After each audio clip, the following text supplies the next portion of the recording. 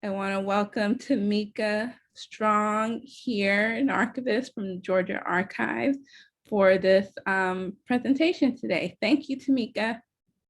Good morning, everyone. And thank you for joining us for Check the Indexes. So this is going to be a presentation. Let me close out because I'm pretty sure you guys can see all the chats now. All right, so right now you should be able to see the slides. And today we're going to tackle Check the Indexes, utilizing the statewide vital record indexes for research. So one of the things that I've learned since becoming an archivist was about this collection, and I wanted to share more about it with the community because I think it's a very important collection to know about. And so for the purposes of our discussion this morning, vital records are going to include marriage, divorce, and death.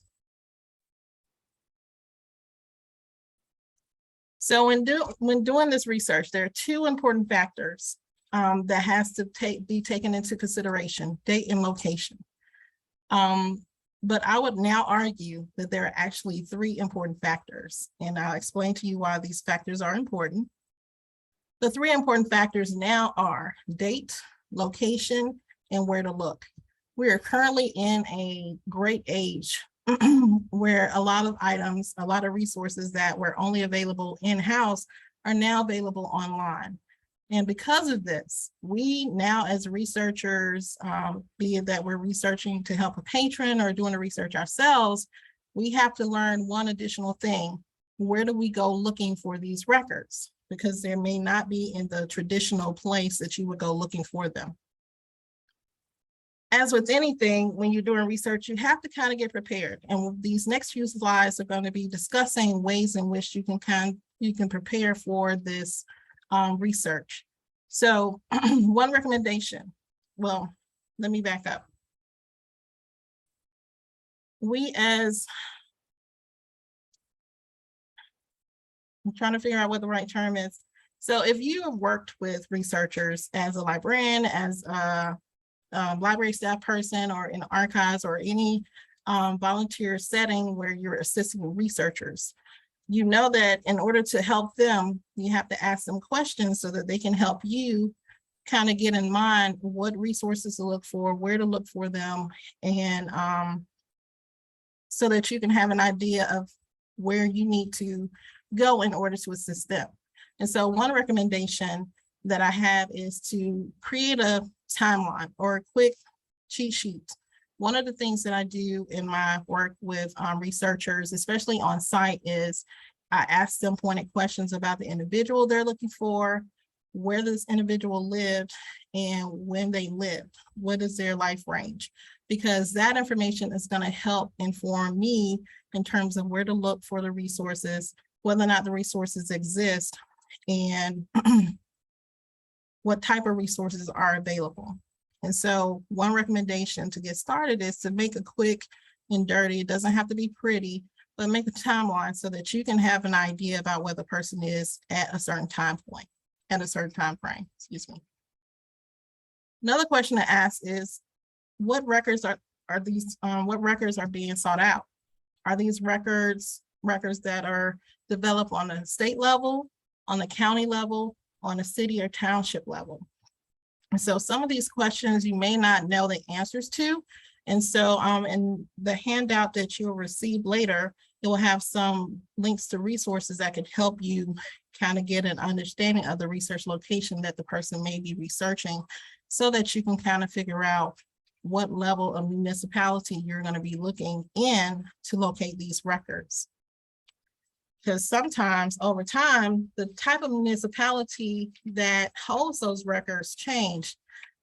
Case in point, for death records for the most part in the state of Georgia didn't really start until 1919, but there are some instances of them being collected earlier on the county level, on the city level. Cities like Atlanta, Augusta, Columbus, Gainesville, Savannah are some of the earlier cities that collected birth and death records prior to 1919. There was a push roughly about 1875 to try to get vital records, i.e. birth and death records as well, but that really didn't go over well. So there are some locations that have that. And if you're interested in knowing which ones, we actually have it on our website at the Georgia Archives. In addition to that, you have to have an understanding of when the municipality of the research location was established. We have a map at the Georgia Archives now that you see an example of that has all of the established years for the counties, the years they were established. And so this will help you to know whether or not the research location that is in question was in existence. And if it wasn't, then where was, what was the research location at that time? For instance, there are a lot of boundary changes. And so because of that, a research subject could have lived in one place, but over time, the boundaries changed 5 times. So you might have to look in 5 different counties, depending upon the time frame, to determine the records. You also want to know, when were the vital records collected? And so this goes along with the conversation we just had. And one resource is Where to Write for Vital Records, the CDC. It kind of gives you an overview, but the information is not completely correct because it's just giving you the starting dates based on the state level. As I mentioned, several municipalities, cities, counties, well, not counties, well, maybe counties, did start collecting vital records prior to 1919. So that's something that you'll have to also gain an understanding of while you're doing this research. In addition to that, you have to determine, was there a record loss event? Courthouse fires. Our most recent one was from 2014 in Hancock County. And so there was some record loss, but thanks to microfilm and some other efforts, they didn't lose as much as they thought. And so throughout history, there have been record loss events. And so you have to have an understanding of when the record loss event happened, when the courthouse fire, the natural disaster, the explosion happened, and what records may have been lost. And then this goes back to boundary changes. This is a great resource. It's called the Atlas of Historical County Boundaries, the Newberry Atlas. And it has an interactive atlas to show you the formation of the various states over time. And so if you have not utilized this resource, and I can't remember if I added it to your handout, but if you just Google Newberry Library Atlas of Historical County Boundaries, you'll be able to see it. It also has information, great pages on the state data with the creation of all the counties, and some more information about the state's history as well. So it's a very valuable resource. And so this is definitely something to keep in mind as well. So where do you look for these records? I like to say, you can, if you're looking for the physical records, you want to try the Big 5. So whenever you're doing research, any type of research for the most part, especially genealogy, you really want to focus on the 5 big institutions in that research area. So if I'm researching in Morgan County, Georgia, I'm going to look at the Georgia Archives. I'm going to check to see if there are any regional or local archives in Morgan County, which there is. There's a Morgan County Archives. I'm going to look for historical and geological societies in that research area. I'm also going to be familiar with the location and what records the courthouses have. In addition to that, I'm also going to look at the public libraries, academic libraries, and special libraries just to see what records they have. In the case of Morgan County, I love their website because it has the Morgan County marriage database. And I have used that for several years. And I want to thank Morgan County Public Library for having that available because it has been truly helpful in me finding the information I need for my family. And so when you're dealing with these types of records, you definitely have to know where to go. And you want to look at all of the usual suspects for the Big 5, as I called them, to see if any of these records are available at those institutions. In addition to that, if you're looking for digital versions of these records, these are the institutions that you want to take a look at. Ancestry and Family Search are very top-notch in having a lot of records available. They're constantly adding digital records to their collections. And so what may not be there today may be there tomorrow or next month or even next year. So it's always good to keep that in mind and also when you get a chance, take a look at each of these institutions to see what they have available for your service area that your library or your research institution offers or covers, so that you can have in mind what type of records are available for your research area or service area. Also think about the state archives. State archives are one-stop shops. You may be able to find a lot of information about several different counties by going to one location, i.e. the state archives or the state library and their website. Like for instance, for us at the Georgia Archives, we have the virtual vault, and the virtual vault has early marriage records. And so if you can't find it on Ancestry, they don't have it on Family Search, you may want to check the state archives to see what digital collections they have to offer. There are some states like Florida that has a Florida Memory Project, as well as some other states that may house those records in those resources. So that's another resource to keep in mind. In addition to that, you also have Internet Archive. There's a ton of materials there that you can utilize, as well as Happy Trust. You can't forget about Digital Public Library of America, which is the umbrella for several digital, it's an umbrella portal for several digital portals around the US. And so it's almost like a one-stop shop within itself. Digital Library of Georgia is also part of Digital Public Library of America. So you can actually search not only DLG, but also digital libraries from across the US using DPLA, which is Digital Public Library of America. But then again, you also have GALILEO, which is another resource, and of course, one reason why we're here. So I would be remiss without saying a big thanks to these institutions listed, simply because I've been on both sides of the coin. I have been a researcher as well as being a part of the staff that actually helps to prepare collections to be digitized, and it's a lot of work. And so we just want to thank those institutions. And, you know, as researchers, we just go online, make a few clicks, and then we can find the information that we've been looking for without leaving the comfort of our home. But there was a lot of work that went into the background of that. So thank you to all the institutions, GALILEO, of course, DLG, GPLS, the Georgia Archives, as well as our parent organization, Board of Regents. So I bet you're wondering all of this stuff to talk about state vital records. So one of the things about research is you have to kind of get prepared for it. And so some of the information that I shared with you was some things you want to keep in mind while you're preparing to do this research. Now, granted, if you're at the public library or you're at the archives and you're sitting down with a patron or you're trying to answer a question on the phone, you won't have a lot of time to do this. So a lot of the stuff that I just talked about sometimes happens in seconds, or you're utilizing some of your previously gained knowledge. And so a lot of the stuff for us at the State Archive, because we entertain these or we answer these questions on a daily basis, we just know this just by happenstance. And also doing, we gather this information from our own personal research as well. And so the statewide vital record indexes that are available in multiple locations, digitally as well as physically, they cover the death, marriage, and divorce indexes that were created by the Department of Human Resources. And so for death, we mentioned death records were collected started being collected in 1919. So they have the index for death records all the way up to 1999. For marriage, the indexes began in 64 and ended in 99.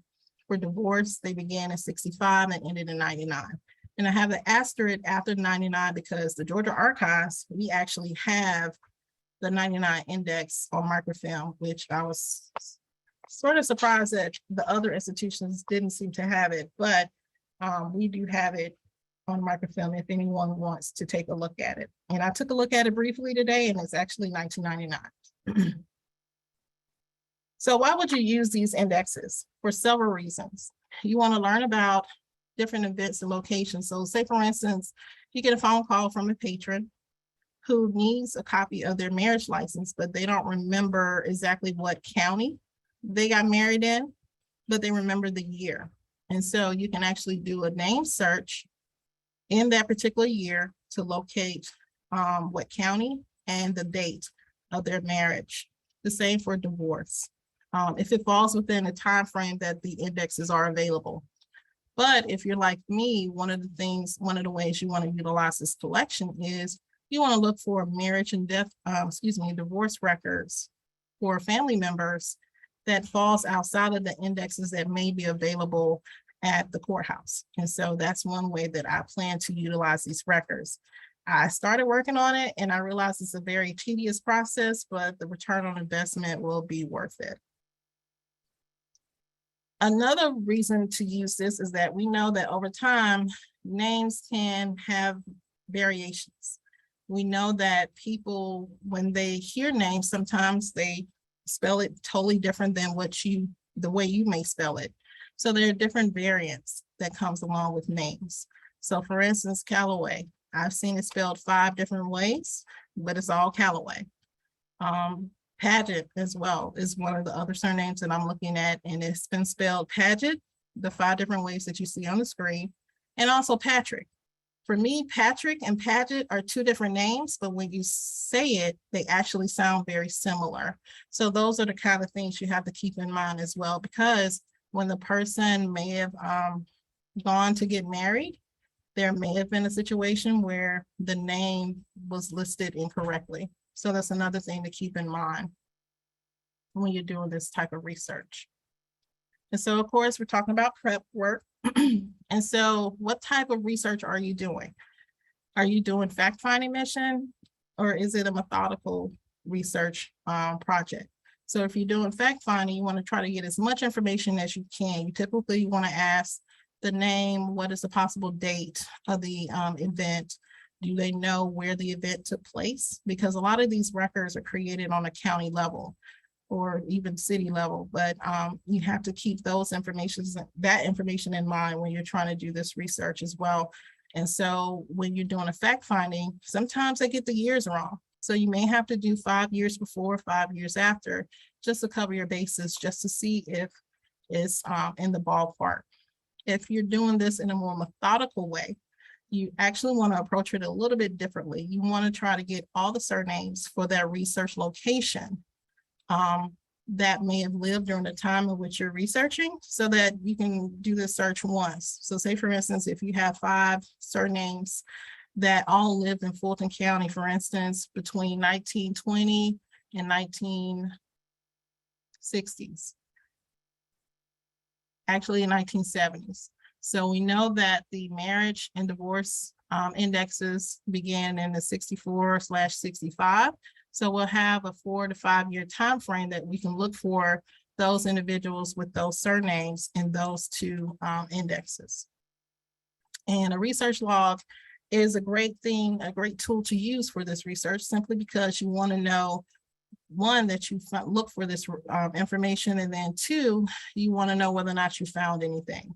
And so when you start doing this and you're trying to be methodical about it, you really want to know, 1, have you done a search? And then secondly, did you find anything? And then thirdly, what did you find if you did find something? And a spreadsheet is a good way to capture this information.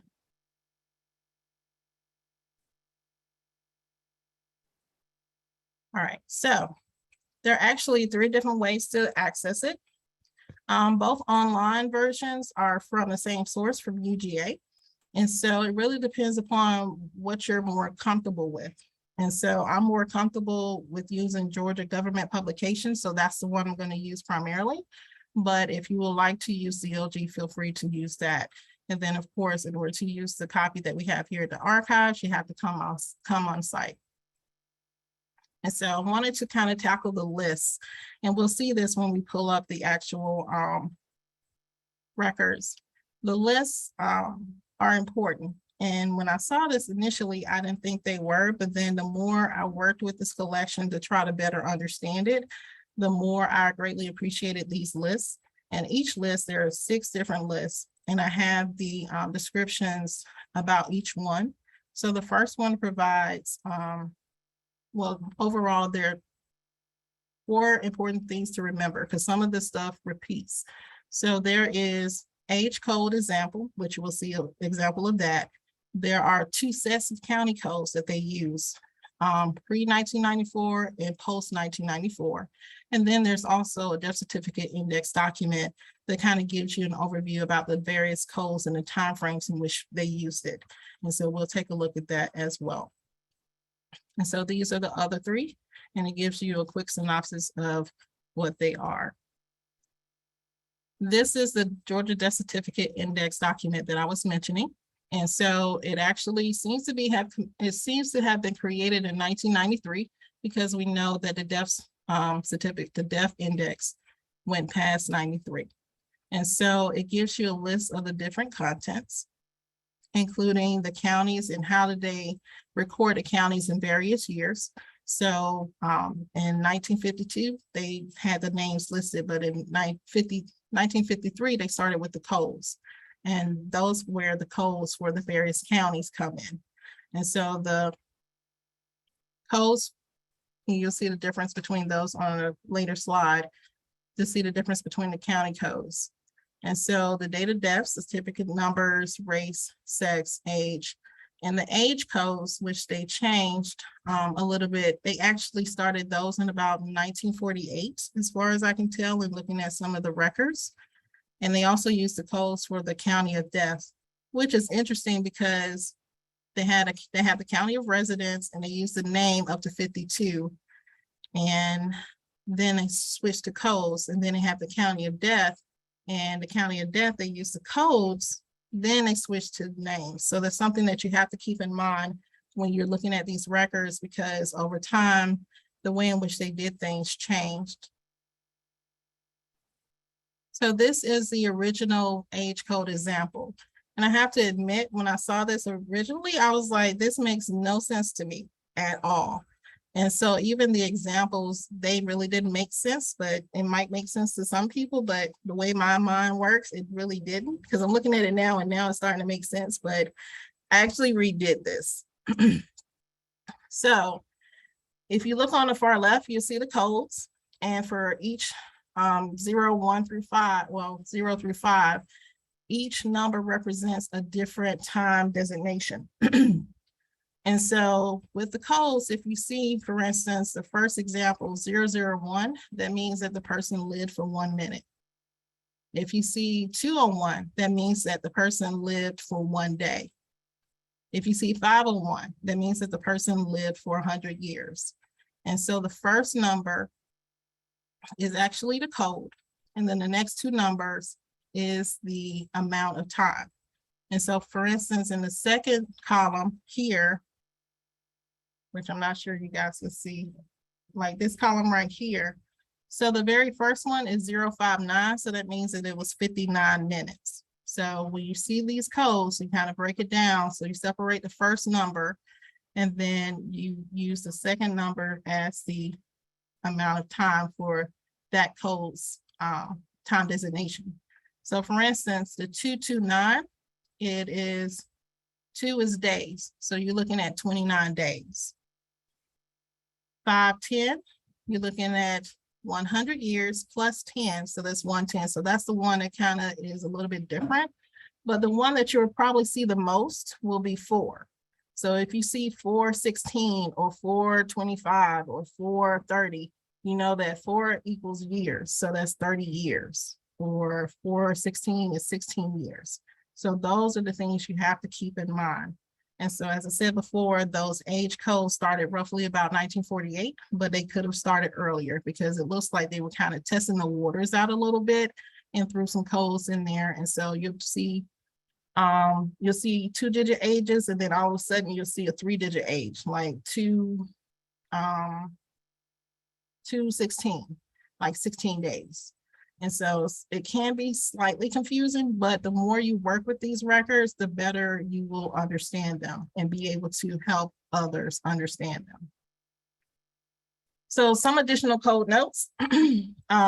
Early on, most of these records only had 2 race designations, C for colored, W for white. You might see a combination of the two. You might see CF or WM, colored female, white male. Give me 1 second.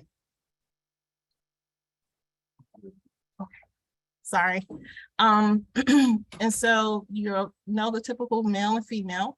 And then, as I said before, with the county codes, the pre-1994 ones, they start with 0 or 1. So we know we have 159 counties. And so it'll go from 001 to 159. But later, post-1994, they started with a 7 or 8. So 700 to 859. So like Clayton County, pre-1994, 031. Clayton County, post-1994, 731.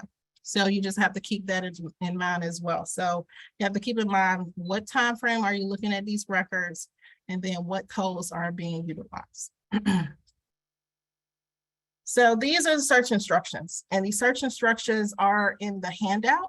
And I included this simply because in order to get directly to them in government, Georgia government publications, you have to do it exactly how I listed it, because otherwise you'll get some crazy stuff, and I didn't want you to go through that. So in order to avoid all that, I provided these detailed instructions, which I hope will be helpful.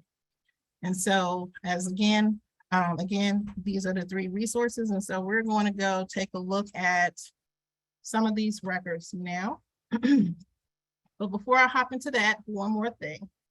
Family Search is a good resource, as well as Ancestry.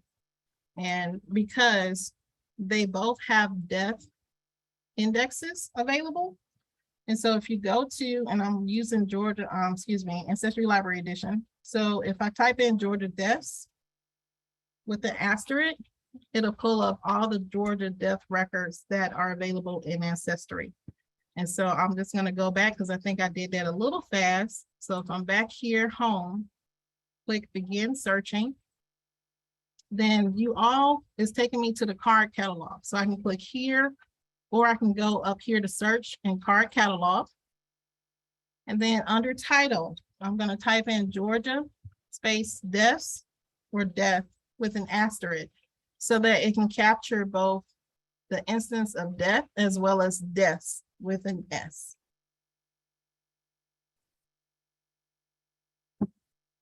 So those are the 2 death indexes that are available. This one used to be a death index, but because Ancestry has started actually adding the death record, the death certificate, they changed the name to records.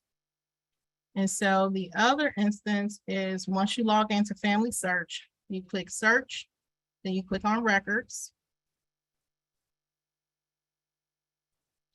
And down here where it says find a collection, you're going to type in Georgia and death.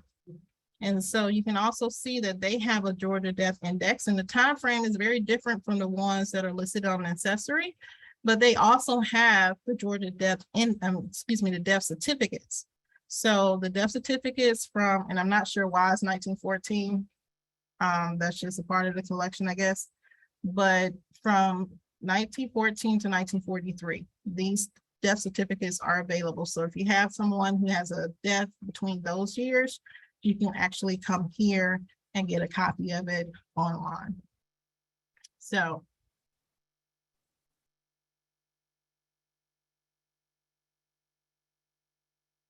I'm sorry, I need to bring this up real quick, just so I have the information that I need.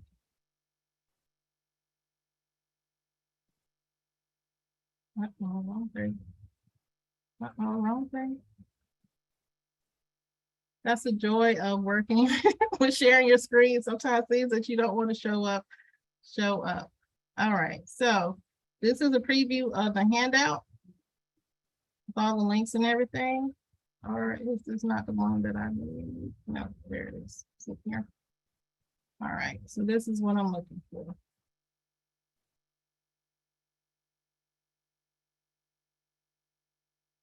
All right, so not sure why that disappeared, but that's going to be a problem. So in order to find this, I'm sorry, give me 1 second. Okay, we'll do. Okay, sorry about that. IT is trying to get into the room. All right, so we're going to type in or copy in the information. And you can also type this information in, but since it's so long, I figured let me just go ahead and copy and paste it. From this drop down, I'm going to click on author, and then I'm going to click go. So this should bring up, if everything worked like it should, the 154 search results. This includes all 3 registers plus the 6 lists. And so the best way to organize this is to actually click on sort by title. So that way it will fall by name in chronological order. The other thing I like to do is at the very bottom, I like to change the display in groups to 100 so that I don't have to click next so many times. And so the first part, of course, are the death indexes. And as you notice, between 63 and 64, the name changed. It became register. And so if you remember, marriage and divorce also, their registers were created about that time. And so after death comes divorce, of course, and that one starts in 65.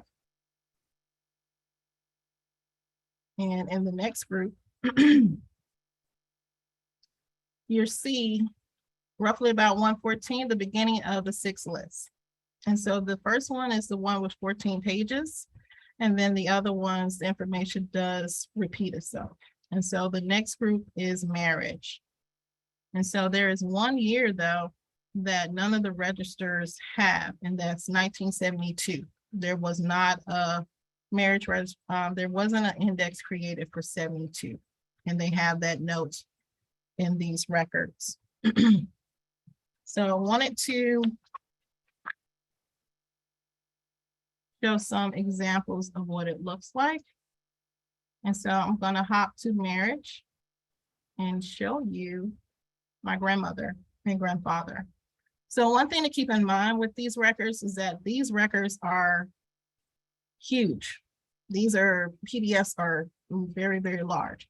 So depending upon your connection speed, it may take a little bit of time, but they made some changes down at GALILEO in DLG with some of these records. And before it took several minutes, but now it's displaying a lot quicker. And so one of the other great feature is this index on the left side.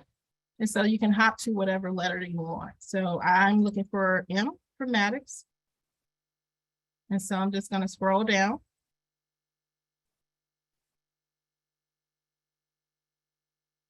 And so the one thing I haven't figured out just yet is this asterisk. I don't know what the asterisk means. I thought at one point it was for the males, but I'm not necessarily sure that is truly the case. But we are looking for Henry Maddox. Well, Henry C. Maddox. And so I'm not sure why the letters start over with the asterisk. I haven't figured that out yet, but I know that this person right here is my maternal grandfather. He was African-American or colored. He was 46 at the time. Fulton County is the county code. Well, 60 is the code for Fulton County. They were married December 16th, 1966. And he married my grandmother who was married previously. And so her name is Maggie B. Swinger. And it provides her information as well. She's colored 39. And this is the file number or possibly the marriage record, the code, the certification number for their marriage record. But in looking at that record, you have to look at the categories listed above. And so surname, last name, given name, first name, R for race, AG, age, CNT, county. Then you have the date occurred, surname, given name, race, age, file number. So that's something that you definitely have to keep in mind when looking at these records. And so if I was looking at this and I didn't know anything about CNTs or the county codes, I would be completely lost as to what this meant. But most of the other information listed here is pretty self-explanatory. So of course, because this thing changed.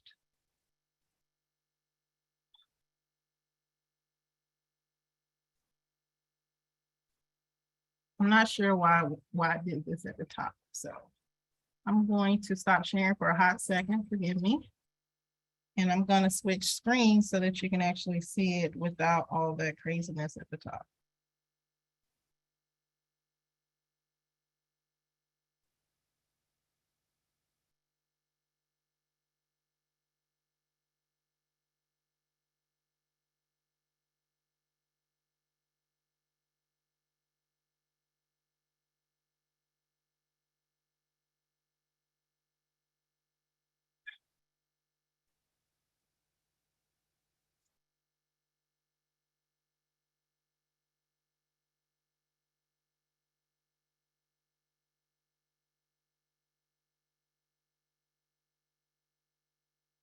Wow, this is crazy.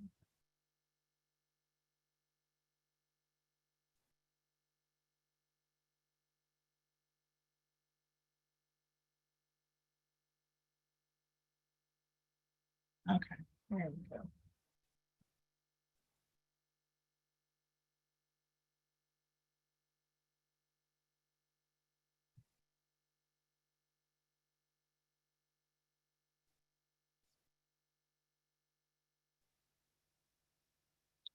All right, so one of the great things about this is when you click on view documents, it's going to open up a new window.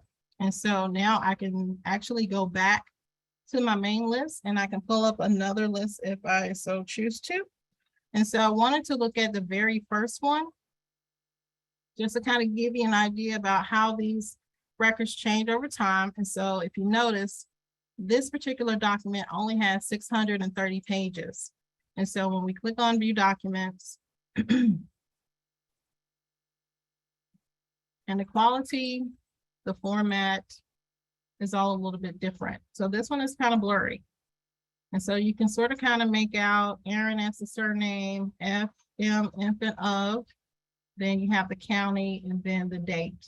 So this is May 1st. And so the way in which they did this particular index is that they actually wrote out the date. And so the year is assumed up here. And so they actually have out the date for the particular event. And so it's a lot more spaced out because there was less people who passed away in 1919 just because of demographics and everything like that. So you can just scroll through. And then if you also come across a document like this, you may want to seek out the other versions just to see if it's actually the main source that's blurry or if it's the image. And I'm guessing that it could be the microfilm that's blurry. I didn't get a chance to take a look at the microfiche, excuse me, but this is an example of the 1919 death index. So if we go back here,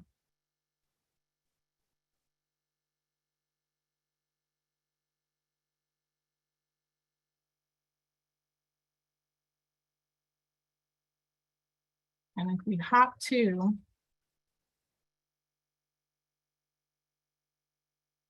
(1943), you can actually tell by the thumbnails that there are some formatting changes. So like if we look at death index from 1936, that one is a lot clearer. And they actually have two rows, two columns. So this is Aaron here, and then it starts with Abney. And so even though they still kept the same format in general, they have decided that they're going to make it two columns simply because of the numbers. So if we go back to search results, and then we scroll down to look at, let's say, 19. Let's look at 53 so we can see the differences. Because the county of residence actually changed from the actual county to the codes. So here you can see a completely different format. It's more standardized. And this is a little blurry, maybe because of how big I have it. But you see the name of the individual.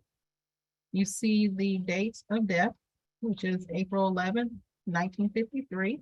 You see the WM, which is white male, and the age. And then this is the county of, I think it might be the county, they're using both county codes. So county of death and county of residence. So I think this one might be, I can't make this out, it could be death. But in the case of Mr. Billy Aaron, he died in the same county where he lived. And so you just need to get the pre-1994 county code so that you can understand where he lived and where he died. So let's look at a later one. So let's look in 65 and see how different this one is. Close these.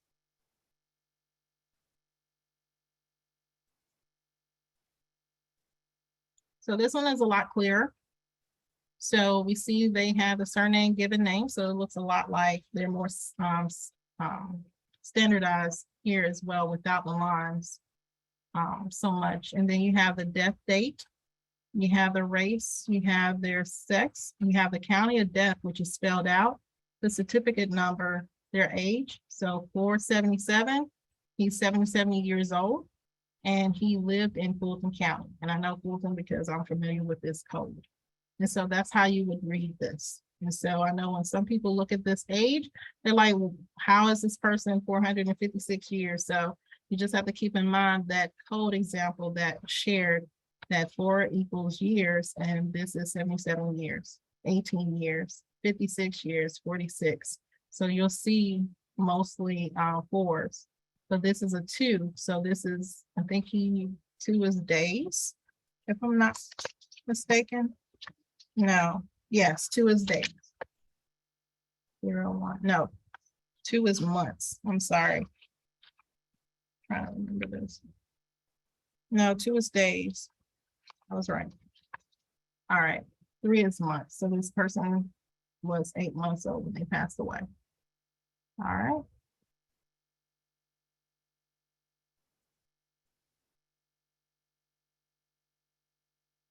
So we have the divorce register, which is similar in format to the marriage register, where it has both names of the individuals of both parties.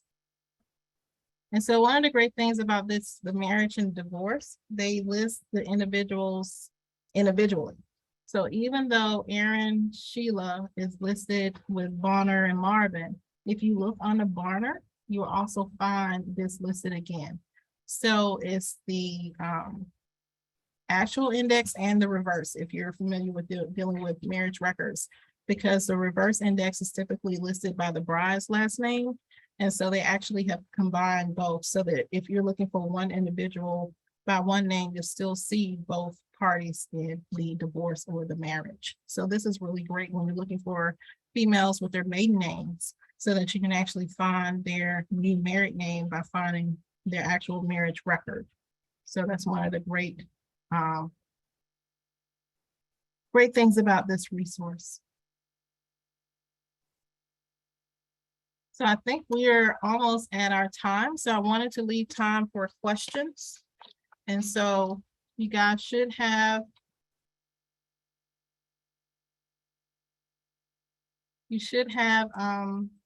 a copy of the handout, hopefully.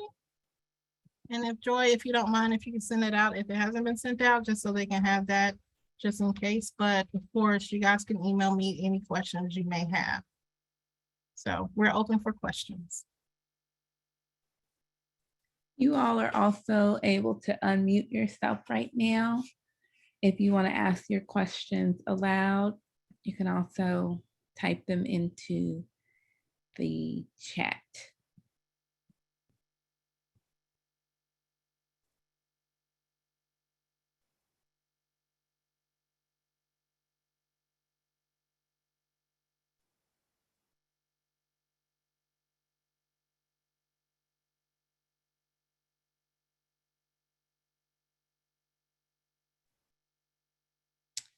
Don W says this was excellent, so much valuable information. Thank you. You're And welcome. Anne says, thank you for all the great tips and demos. This will help with some of the local history / family research questions we get. And Ben Carter says that thinks he'll print out your code and your code guide and laminate for ready access. Oh, thank you, Ben. Any other comments or questions?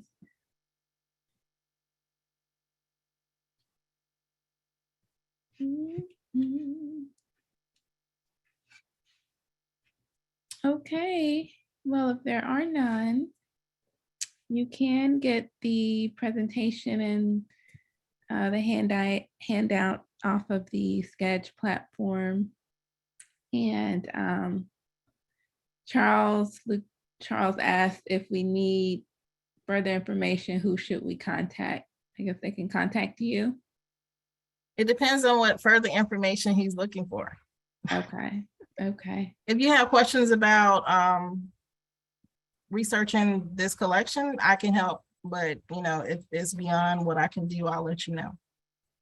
Excellent. Okay, well, thanks everyone. And don't forget, we do have a closing keynote speaker at 2. We also have a 1 o'clock session with Mike White. And so hope to see you all for those last 2 presentations. Thank you. Have a good afternoon. Thanks. Have a good afternoon.